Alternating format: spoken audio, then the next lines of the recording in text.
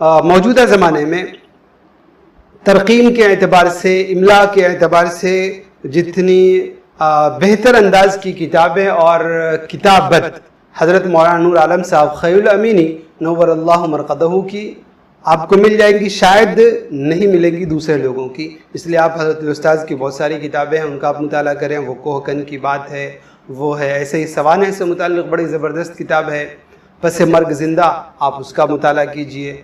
और थोड़ा सा और आगे चले, मसलन मैंने जो महसूस किया, जो मैंने ख़ास तौर से पढ़ा है, हज़रत मौलाना अब्दुल माजिद दरियाबादी, उनकी बहुत सारी किताबें हैं, उनकी खुद नविस्त है, वो आप पढ़िए। और ऐसे ही उनकी छोटी छोटी चीज़ों को मुंतखब कर रखा है उसमें, अदबी शहपारे, उनका आप मुताला कीजिए। इस तरीके से जितना हम उर्दू का मुताला करेंगे, उर्दू को ज़बान की हैसियत से हम उसका मुताला करेंगे, ज़बान सीखने की नीयत से हम मुताला करेंगे, तो इंशाअल्लाह हमारी ज़बान भी